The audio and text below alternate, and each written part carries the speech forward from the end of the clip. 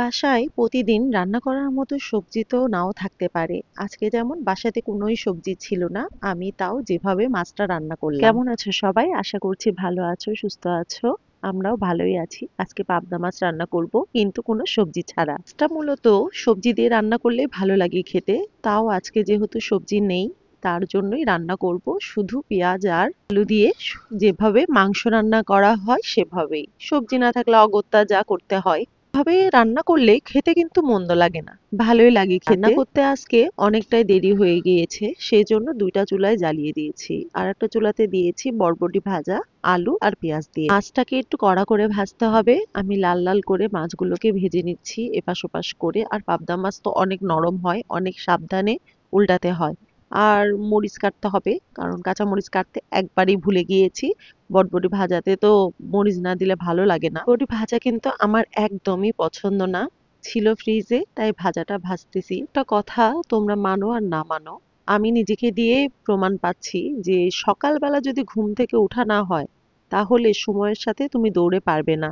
আমার যেমন অবস্থা হয়, প্রতিদিনই অ্যালার্ম দিয়ে রাখা হয় যে 7টার সময় উঠবো, সেই উঠতে উঠতে আমার 9টা, সাড়ে 9টা বেজে যায়। দিনটাও অনেকটা ছোট, সেজন্য কিভাবে যে সময় চলে যায় বোঝাও যায় না। রান্না করতে করতে সেই দুপুর পার হয়ে যায়। বলতে বলতে আমার বড়বড়ি ভাজাও কিন্তু কমপ্লিট হয়ে গিয়েছে। এখন একটু মশলা করে নিতে হবে। আদা, রসুন, জিরা, হলুদ, লবণ আর হচ্ছে ঝালের গুঁড়া। অল্প করে, অল্প করেই ঝালের গুঁড়ো দিব, কারণ রিতম খাবে। রিতমের তো ঝাল একদমই পছন্দ না, ও খেতেও পারে না। আমরা সচরাচর ঝালের গুঁড়া দিই না, কাঁচামরিচ দিয়েও রান্না করি, কিন্তু আজকে যেহেতু পেঁয়াজ দিয়ে রান্না করব, একটু ঝালের গুঁড়ো না দিলে ভালো লাগবে না। মশলাটা দিয়ে অনেকক্ষণ কষাতে হবে, একবারে লাল লাল করে কষিয়ে নিতে নিতে এই যে আমার ভাইজান ফোন দিয়েছে, ভিডিও কল, ওর সাথে কথা বলতেছিলাম আর রান্নাটা করছিলাম। ভালোই হলো, সময়টা কিন্তু কিভাবে পার হয়ে গেল বুঝতেও পারিনি কথা বলতে বলতে। আর ওদিকে মার সাথেও কথা বললাম। সিংড়াতে ভালোই মাছ পাওয়া যাচ্ছে, মা মাছ কাটতেছিল, অনেক মাছ নদী থেকে এনেছে।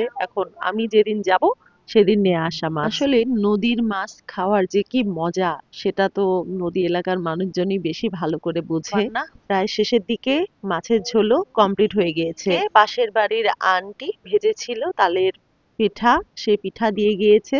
আমি খাচ্ছি, রিতমকে অনেকবার করে জিজ্ঞাসা করলাম, সে তো খাবে না। একাই খেয়ে দিয়ে রান্নাঘরে আবার চলে এসেছি। শুধু রান্না করলেই তো হবে না, রান্নাঘরটাকেও পরিষ্কার করতে হবে।